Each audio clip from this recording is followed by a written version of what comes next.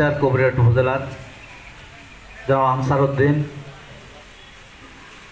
জনাব নাজবুল হুদা ইন্সপেক্টর, উপস্থিত আছেন সহকারী শিক্ষা অফিসার কবিরহাট উপজেলার জনাব আবু জাহের, কবিরহাট পৌরসভা কবিরহাট উপজেলা বাংলাদেশ জামাত ইসলামের সম্মানিত আমির, যিনি আসলে রাজনীতি করলেও মনে হয় যে নিজেকে রাজনীতি থেকে দূরে রাখার চেষ্টা করেন, একজন ভালো ব্যক্তিত্ব সম্পন্ন মানুষ জনাব ফখরুল ইসলাম মিলন ভাই, কবিরহাট পৌরসভা বিএনপির সদস্য সচিব, বেলায়েত হোসেন খোকন উপজেলা বিএনপির সাবেক সিনিয়র যুগ্ম আহ্বায়ক, নোয়াখালী জেলা বিএনপির সাবেক সদস্য জনাব মোহাম্মদ শাহাবুদ্দিন, আমাদের শ্রদ্ধেয় শিক্ষক জনাব মোহাম্মদ গোলাম মোস্তফা মাস্টার, আমাদের আরেকজন শিক্ষক প্রতিনিধি জনাব আবুল হোসেন সহ নোয়াখালী জেলা শিক্ষক সমিতির আপনাদের সাধারণ সম্পাদক সহ কবিরহাট উপজেলার বিভিন্ন স্তরের আমাদের সম্মানিত শিক্ষক মণ্ডলী, আপনাদের সবাইকে সংগ্রামী সালামের উদ্দিন শুভেচ্ছা জানাচ্ছি। আপনাদের সুন্দর আয়োজনের জন্য আপনাদেরকে ধন্যবাদ জানাই। আসলে কারো শুরু এবং কারো সারা এভাবে হয়, আর যেটা শুরু আছে সেটা শেষও আছে। আমরা আসলে মনে হয় এরকম প্রোগ্রামে আপনাদের সাথে আমাদের প্রথম। আপনারা এই যে বাংলাদেশ জামাত ইসলামের নেতৃবৃন্দ, বাংলাদেশ জাতীয়তাবাদী দলের বিভিন্ন স্তরের নেতৃবৃন্দ, বাংলাদেশের রাজনীতিতে বিরাট একটি অংশ আপনাদের কাছাকাছি আসার সুযোগ পায়নি বিভিন্ন কারণে। অস্বাভাবিক পরিবেশ বিরাজমান ছিল, অস্বাভাবিক পরিবেশ বিরাজমান থাকে। অস্বাভাবিক পরিবেশ তখন আসলে কোন সেক্টরে কিন্তু স্বাভাবিক পরিবেশ রক্ষা করা সম্ভবপর হয় না। আমরা দীর্ঘ সময় ধরে বলে এসেছি বাংলাদেশের একটি বৃহৎ অংশ যে আমরা একটি স্বাভাবিক পরিবেশ চাই,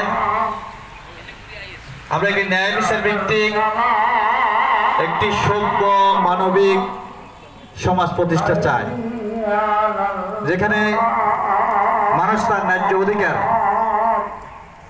পাওয়ার জন্য সংগ্রাম করতে হবে না, কোনো আন্দোলন করতে হবে না।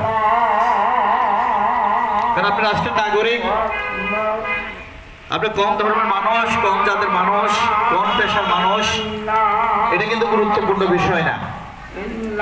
গুরুত্বপূর্ণ বিষয় হলো আপনি রাষ্ট্রের নাগরিক, বৈধ নাগরিক। আর যদি আপনি রাষ্ট্রের বৈধ নাগরিক হয়ে থাকেন, আপনার মৌলিক যে চাহিদাগুলো সেটা নিশ্চিত করার দায়িত্ব হচ্ছে রাষ্ট্রের, কারণ সেটা রাষ্ট্রের সংবিধানে লিপিবদ্ধ আছে। কিন্তু রাষ্ট্র তার সংবিধানকে অনুসরণ করে চলেনি দীর্ঘ অনেক বছর ধরে, যার কারণে আমরা যে সামনের দিকে অগ্রসর হওয়ার যে পরিকল্পনা, যে ইচ্ছা, যে প্রত্যাশা আমাদের ছিল ওই জাতির, সেটা পূরণ হবার মতো কোনো পরিবেশ তৈরি হয়নি। একটি রক্তক্ষয়ী সংঘর্ষ, দীর্ঘ 18 বছরের গুম খুনের মতো একটি রোমহর্ষক চরম নির্দয় পরিবেশের মধ্য দিয়ে, আন্দোলন সংগ্রামের মধ্য দিয়ে জুলাই আগস্ট আন্দোলনে 2024 সালে আমরা একটি উন্মুক্ত পরিবেশ পেয়েছি। আমি মনে করি গুটি কয়েক মানুষ ছাড়া, একেবারে গুটি কয়েক মানুষ ছাড়া সারা বাংলাদেশের মানুষের প্রত্যাশিত ছিল এমন একটি উন্মুক্ত পরিবেশ। কারণ যে আদর্শ লালন করুক না কেন, সবাই নিজেদের স্বাধীনতা চায়। স্বাধীন দেশের নাগরিক হিসেবে স্বাধীনতা উপভোগ করার ইচ্ছা কিন্তু কারো কিন্তু কম থাকে না, কিন্তু মানুষ সে স্বাধীনতা ভোগ করতে পারেনি, স্বাধীনভাবে সিদ্ধান্ত নিতে পারেনি, স্বাধীনভাবে কথা বলতে পারেনি। মানুষ নিজের ঘরের মধ্যেই, নিজের দেশে, স্বাধীন দেশে পরাধীন জাতির মতো বসবাস করেছে।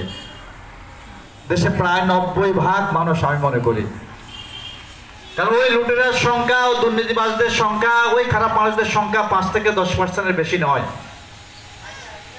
বাকি 80 থেকে 90% মানুষ সবসময় স্বাধীনতার পক্ষে, ন্যায় বিচারের পক্ষে, একটি গণতান্ত্রিক পরিবেশের পক্ষে, একটি শান্তিপূর্ণ পরিবেশের পক্ষে, যে যেখানে থাকুক সেটা অনুধাবন করে। আমরা আপনাদের সকল দাবির প্রতি আমরা সহানুভূতিশীল। আপনাদের যে কোনো যৌক্তিক দাবি বাস্তবায়িত হবে সেটা আমরা প্রত্যাশা করি।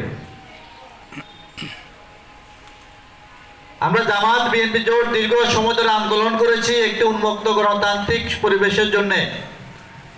আগামীতেও যদি আমাদের সেই প্রত্যাশা অনুযায়ী যদি রাষ্ট্র ক্ষমতায় যদি সেরকম পরিবেশ তৈরি হয়, অবশ্যই আপনাদের সকল যৌক্তিক দাবিকে আমরা গুরুত্ব দিয়ে সিদ্ধান্ত নেওয়ার জন্য আমাদের প্রচেষ্টা থাকবে, আমাদের সহযোগিতা থাকবে। কারণ শিক্ষা জীবনের গুরুত্বপূর্ণ অধ্যায়টাই হচ্ছে এই প্রাথমিক শিক্ষা। এই প্রাথমিক বয়সে যারা ভালো কোনো অনুশাসন অনুধাবন করতে না পারে, শিক্ষা নিতে না পারে, অথবা ভালো কোনো শিক্ষা যদি অর্জন করতে না পারে, পরবর্তী ধাপে কিন্তু আর ভালো কিছু অর্জন করার কোনো সুযোগ থাকে না। কারণ এই প্রাথমিক ধাপে এই বয়সে ছাত্রছাত্রী আমাদের সন্তানদের মেধা যেরকম নরম থাকে, কর্দমাক্ত মাটির মতো যেভাবে ইচ্ছা তাকে সাজানোর সুযোগ থাকে, একটা বয়স পর কিন্তু সে সুযোগ আর থাকে না, সেটা বন্ধ হয়ে যায়। তাই প্রাথমিক পর্যায়ে যদি সুশিক্ষা এবং প্রত্যাশিত শিক্ষা যদি দেওয়ার সুযোগ থাকে, তাহলে পরবর্তী ধাপগুলি স্বাভাবিক কারণে ভালো পরিবেশের মধ্য দিয়ে পার হবে, এরকম একটি সুযোগ, এরকম একটি পরিবেশ তৈরি হয়।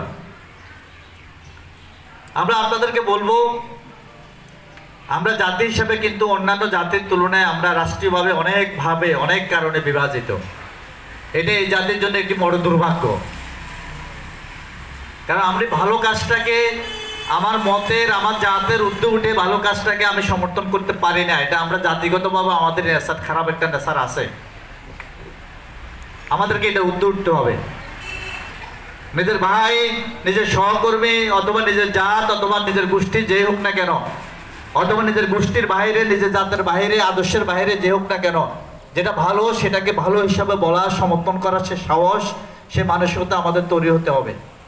আর যেটা খারাপ সেটা আমার জাতের হোক, সেটা আমার ধর্মের হোক, সেটা আমার গোষ্ঠীর হোক, সেটা আমার আদর্শের হোক, সে খারাপ কাজটার বিরোধিতা করা, অথবা সে খারাপ কাজটাকে খারাপ বলা যে সাহস এবং যে মেরুদণ্ড সোজা করে দাঁড়ানোর যে সামর্থ্য, সেটা আমাদেরকে অর্জন করতে হবে।